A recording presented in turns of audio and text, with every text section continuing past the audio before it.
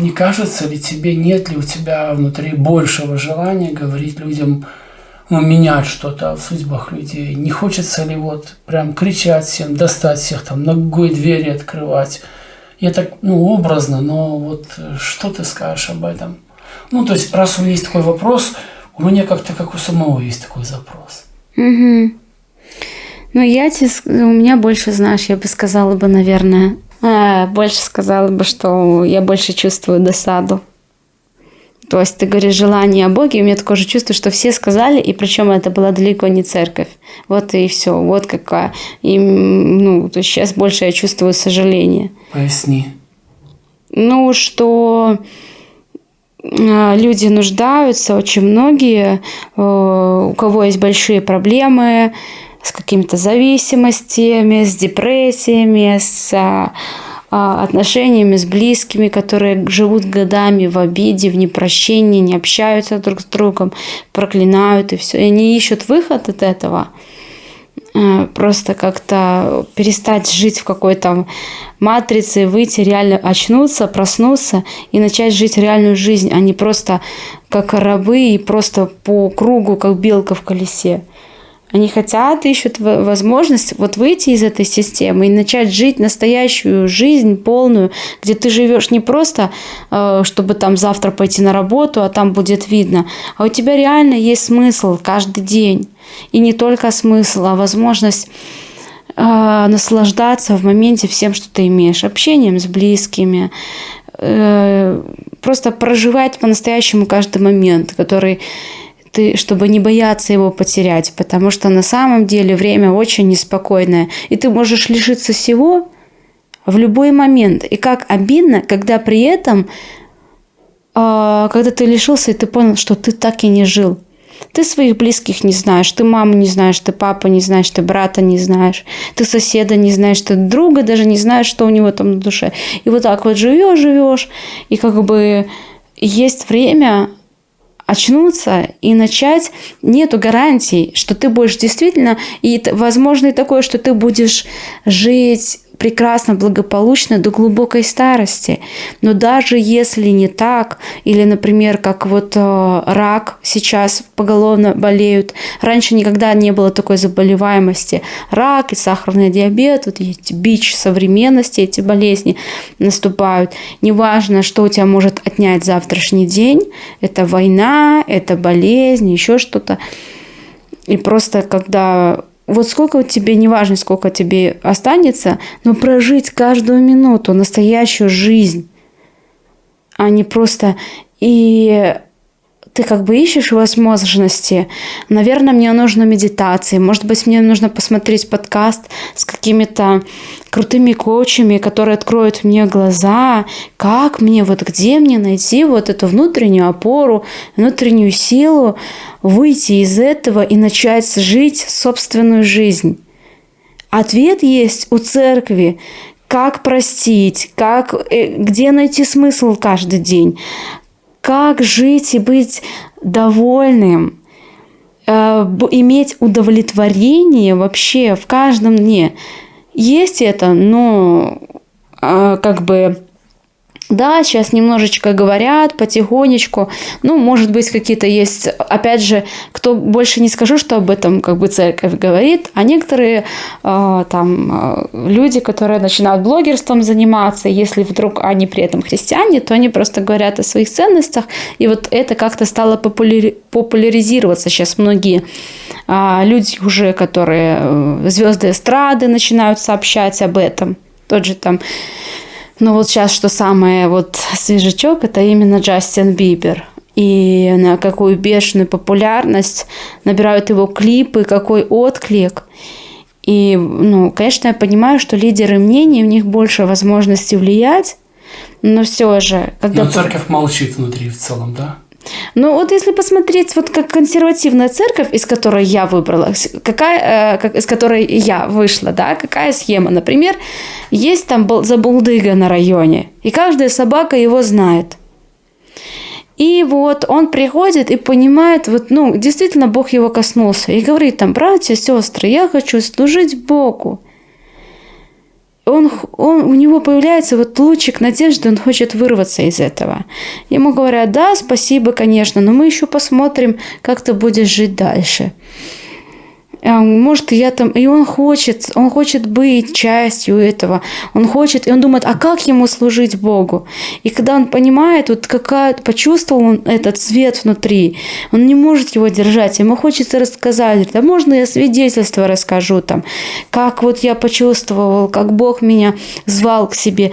Говорят, знаешь, подожди, не торопись, давай мы за тобой понаблюдаем. А вдруг ты опять через неделю сорвешься, а потом выставишь нашу церковь на посмешище.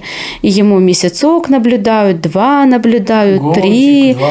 А ему же да вообще как... А окружение, его друганы со скамейки зовут его каждый день: Ленчик, давай посидим нормально.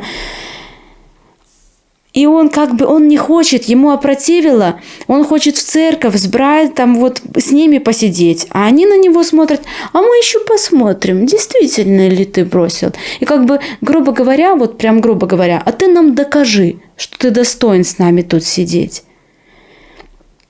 И он с таким чувством: вот тут мне нужно доказывать, а сил нету доказывать. А тут мне всегда рады на моей скамейке. И я прихожу 1, 2, 3, 5. А мне говорят: а мы еще за тобой наблюдаем.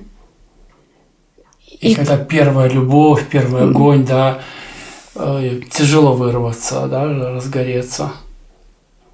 Да, вместо того, чтобы вот действительно ему дать, вот какой-то дать труд, чтобы он был с нами, чтобы он был включен, настоящее такое принятие, сопереживание. Вот знаешь, что Бог может закинуть за хребет, но люди помнят. Люди слишком долго помнят твои ошибки.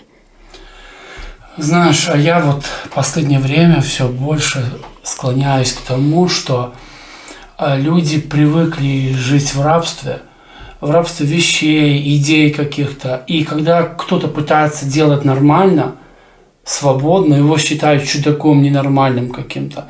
А я помню, мне нравится песня «Восплин», помнишь вот это, да? Ушел чудак. И он думал, что всех спасет, расскажет всем, а его взяли, прибили ко кресту. Я помню, когда впервые услышал эту песню, пела маленькая девочка, забыл, как ее зовут. Я не успел, впервые услышал эту песню, вот. Она меня зацепила, а потом я специально посмотрел чья-то песня, загуглил, переслушал ее много раз. И мне сейчас вижу, как несчастливы многие семьи, особенно, ты знаешь, мое сердце болит за тем, кто уже, живет, взрослые отношения, и хочется кричать, прям за шкуру вот взять и трясти, сказать: глупцы, вы что делаете, почему вы не можете договориться, есть Бог, вы каждому уже подотчетны. Причем это больше христианам, наверное, даже, чем не христианам. Кажется, что вы можете делить, вот. Но в последнее время меня все больше назревает вот такое, вот кому-то что-то рассказать. Я не могу тормозить, знаешь, не могу вот это в себе глушить, пылить, да. Я заметил, что все чаще мне прям хочется об этом сказать. Когда вижу у кого-то что-то не так в семье или что, хочется, я не знаю, как хочется достучаться. Как? Я не знаю, как это сделать. Но меня смущает, да, тот факт, что церковь сама в себе замкнулась по факту, что евангелизации как таковой нет, все хотят быть как все, условно. И я помню, я думаю, ты слышишь мои иногда созвоны на работе, когда я откровенно заявляю, хотя со мной в команде работают люди из разных стран, и есть мусульмане, я говорю, что я христианин, и мы корректно ведем себя друг с другом, и хочется хоть где-то достучаться, хоть что-то, но по факту мы сами в себе. И как ты сегодня сказала, мне очень понравилось, что все, кому не лень, уже сказали о Боге, кроме церкви. Вот, поясни чуть-чуть про это еще, потому, мне это показалось очень интересным, и я пошел за микрофоном, чтобы, более качественно записать немножко наш этот разговор перед сном. Мы с тобой сейчас тему подняли. Я просто про этот, знаешь, стих из Библии, где говорится, что небеса больше радуются при одном покаявшемся грешнике, чем о 99 не имеющих нужды в покаянии. И вот когда грешник кается, приходит к Богу, он не может молчать. Он просто, его переполняет вот это то, что Бог для него сделал. Он хочет кричать, вот как та самарянка, что он знает меня насквозь, он меня видел, он ко мне пришел. Ему хочется сказать людям: люди, я был в такой яме, он ко мне пришел, он меня там нашел.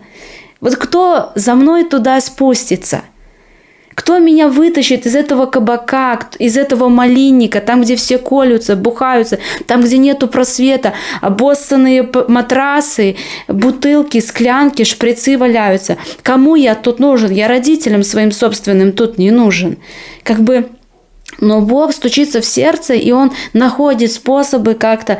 И вот это случается, и Он кричит, миру кричит. На него смотрят, как на чудака. А церковь поправляет галстучки свои, чинно, так знаешь. Живут больше, такое ощущение, что все больше и больше становится просто какая-то организация социальная такая. Вот у нас вот как какая-то есть своя корпоративная этика, свой дресс-код, мы вот приходим, мы стараемся там не пить, не курить, вот мы тут читаем, вот такое, но это все между нами, закрытый такой клуб. А когда приходит такой человек, на него просто смотрят косо, и окей, потише, иди себя, вот надо ровненько там ходить, говорить по определенным децибелам, слишком громко нельзя. Знаешь, мне вот эта история про самарянку, ты знаешь, вот для меня какой сильный пример, что если бы сегодня надо было в Самарию отправить проповедника, выбрали бы эту женщину, у которой 5-й там был не муж, да? Иисус мог любого ученика отправить, пришли туда, а в итоге Он ее выбрал, и она подняла всю Самарию. И как важно, когда, мне кажется, то ли Бог меня сейчас нашел, я не знаю. Я с детства верующий, да, вот, и всегда старался быть хорошим, и мой отец был пастором, да, вот, его уже нет с нами, и прочее. И я, всегда был богобоязнен, да, вот, да, были нюансы, потом сложности в жизни моей, и все, вот, и, как-то в последнее время по-особому Бог ко мне стучится. И есть такое желание, я не знаю, достать всех, сказать: Бог есть, люди, есть Его любовь, есть прощение, да, есть спасение, да, идите к Нему. И я понимаю, что это вот начало чего-то. Да, вот такое есть чувство, как будто бы есть огромный баннер, где там нарисован Иисус, вера, красочные какие-то вывески, и вот там, такой, знаешь, красиво все упаковано, все по, как это называется, брендовые эти штучки, брендбук, вот, классный брендбук есть, крутая афиша, вот тут Иисус, и вы ровненько поправляетесь по стилю, подходите, и вы такие, и вот за таким красивым плакатом, там лоск такой, Иисус там красивый, отредактированный, все на нем так ровненько, такой, знаешь, тоже улыбается. А он как будто бы вот настоящий где-то там стоит, готов просто прорвать, что куда вы смотрите, я вот здесь живой, что вы на эти баннеры ведетесь, не ищите баннеры, вот эту красоту и лоск. А он, когда живой, и что ему мало внимания, люди куда-то свое внимание перенаправили немножечко вообще не в ту сторону. Поэтому... Вот такие у меня есть именно ощущения. Спасибо тебе огромное за этот разговор, любимая. Я люблю с тобой общаться на разные темы. И пусть этот мини-подкаст такой будет в таком текстовом формате, в голосовом, да, вот без видео, но те, кто дослушал до этого момента, мы приглашаем вас к нам на канал, подписывайтесь. Не ради подписки, там, лайк, прочее, все. Но просто нам хочется реально достучаться до людей.